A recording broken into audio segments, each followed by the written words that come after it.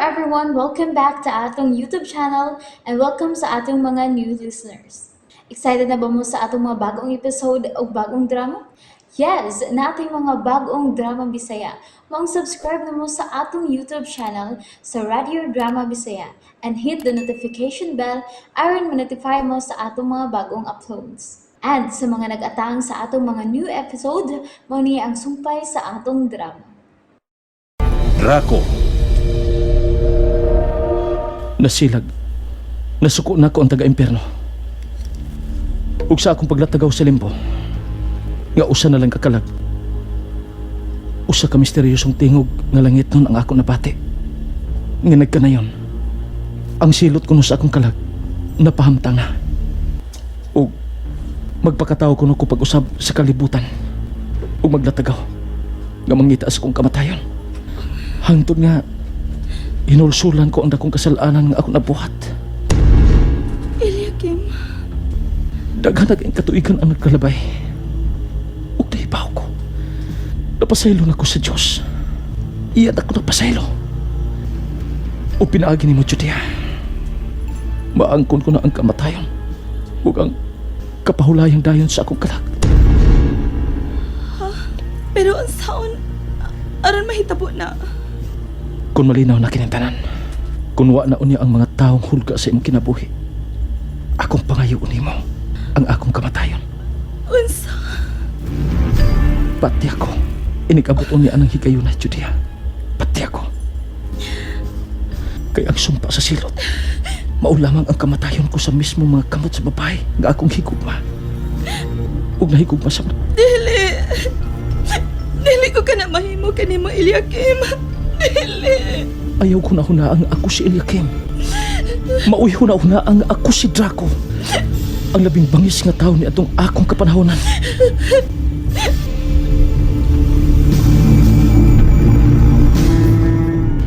Suma sa ato katigwangan.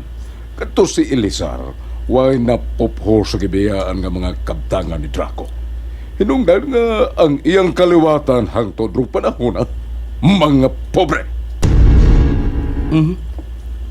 Mao ba na, Dad? Oh, mao ka na iyo. Sabton na lang nga medyo hinay og pangutok tong tawhana. Pero ang labing palaran nga maoy nakapanag-iya sa totoo ka mga naong sa mapa sa mga bangandi. Mao ang katigwangan ni Berena Garces. Tema, Dad. Kung ulitaw og way kabilinggan si Draco, sa dihang napatay siya sa atong apuhan, nganong naaman si Berena Garces og iyang mga katigwangan ni Barugman nga katapusan kaliwat niini? Wa ko'y gugma. Ilabi nang wa ko'y pagbati sa mga babae kani adto. Sa matagtakdol sa buwan, muhalad kami og batan-ong birhing babae. Alang sag ilan na mong yato higayon ng Diyos. Si Satanas, ang hari sa impyerno. Matag babae nga ihalad, pahigdaon sa lapad nga bato sa templo at tubangan sa repulto ni Lucifer. Inalirungan sa mga sumusunod. Hubo ang lawas sa babae. Ako kinipahimugsan. Ug pagkahuman. Patyon. Ihalad ang dugo ug ang kasing-kasing sa altar ni Lucifer. Unsa? Dili lang kay makausar ka ito mahitabo. Dili lang kay makaduha o makatulo. Kung dili, magkadagang higayon. Nga sa ato pa. Uwa ka magkabatan og anak atong higayon na. Doon na, usa ka batang lalaki nga gipadako sa kumansagon. Anak namo og sa babae nga obses sa iyang paghigugman ako. Ginganlan siya og Martina. Uwa ni mo siya minyo eh. Sa ako nang ingon, niadtong panahon na, wa na ko ang ugma nga to sa mga babae. Kung ipaundayon man ko ni atong Martina, kana dili tungod sa ugma. Kung dili, duwa lang.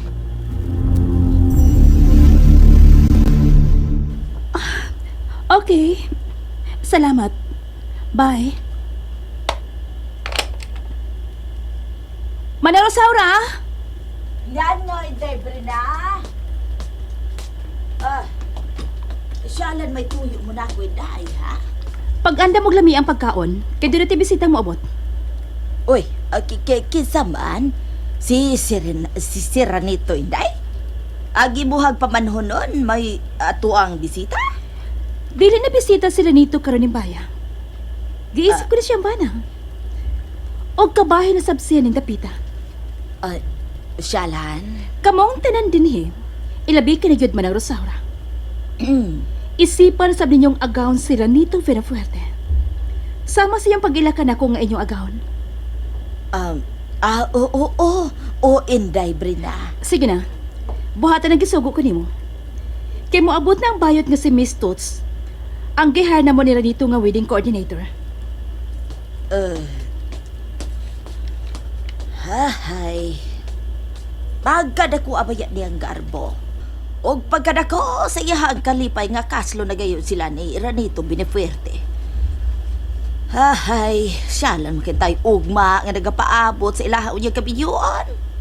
Na! Kalahian naman o batasan ng tao ni Atong Tawano. Mulakaw ka? Asam ka, Dad? Ayaw na ganay pangutanan, ha? Naunsa ka ba? Bayo man og ako maoy kaslo nun. Kay dili mayo nga magpunay og lakaw. Mao ba, Dad? Dad, unsa kay dangatan ako ining kaminyoon ko uban ni Brena? Usa? Naibaw bitaw ka? Nga way gugma sa akong kasing-kasing nga nagpatiliwa ini. Ranito. Apil sa gisangon ko di mong misyon ang pagpakasal kang Brina. Busa, buhata. Ikaw na ibala kung usaan mo sa paglingkawas niya kung makuha mo na ang gusto tang maangkon. May mo matingnan akong kuhaon, Dad. Bisan og dili ko magpakasal kang Brena. Oh, unsa? Oh, kana may diligid mahim. Daddy, Kinahanglang makasal ka mo. Makasal ka mo si Brina Garces.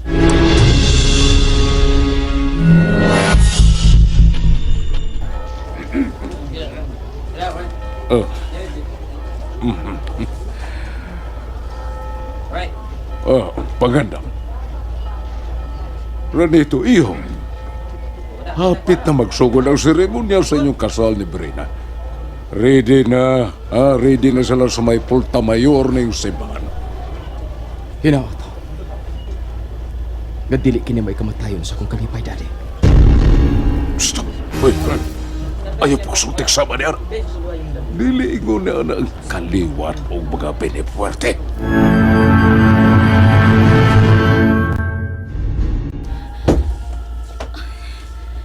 Tuan na ang bantay. Inaghatod ani pagkapon. Mga unta, kinalan nga pabilintang lagsik og ligon. Dili mahimo nga maluya ta. Kato bang gisulti sa bantay ganina. Kasal day kuno karon nila ni Ranito ni Miss Brena. Mahinayon gid ang paghiusa sa duha ka mga buhing salingsing sa kaliwatan. Eliakim. Ug nabalaka ko. Nabalaka ko para ni Brina ang katapusan kong kaliwat. Nga no. Tungod kay sayod ko, nga wa higugmaan ni Ranito si Brina. Gusto ka, Eliakim.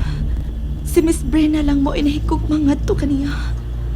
Naibaw ko, dunay nagpahiping motibo si Mr. Virgilio Binifuerte. Kung nga nang iya kinikihimo, nga makasalgit sila si Brina o Ranito.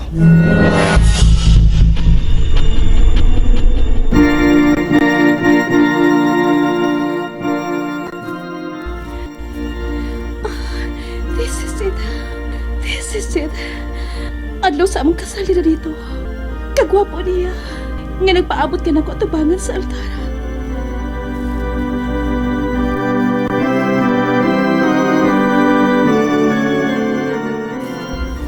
Oh, hiyo. Hadool na lang si Brina din sa tunay mo tangan. Pahiyon ko na. Dili ko. Ipakita ang bisag plastic mo lang nga pahiyon. Sige na.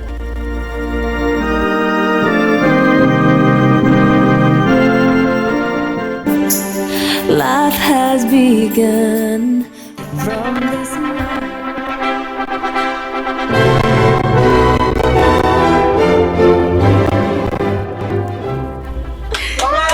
Thank you. Thank you. Thank you. Salamat.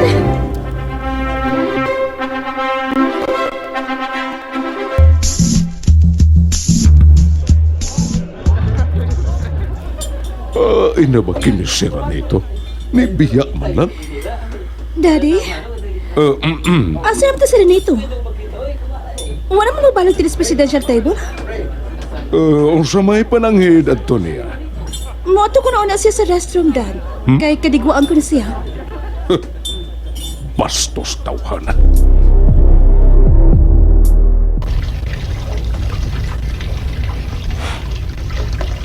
Wa ko malipay ni buhata. Sugod naman kaway lambi akong kinabuhi.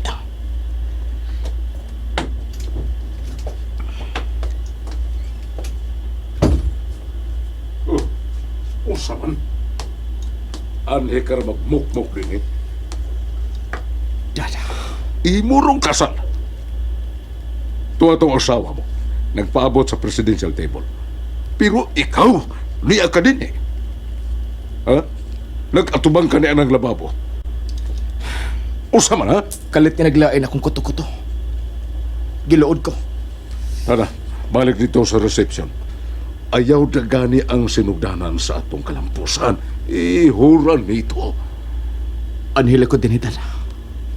Unsa may gusto mong mahitabo, ha? Gusto kang ibalhin ta din sa restroom ang presidential table aron anhin na lang tamangaon din si Brina. Ran, sige na, oy. Saba, Kung itagin mo asawa din ang cake, kay kuhaan mo og picture.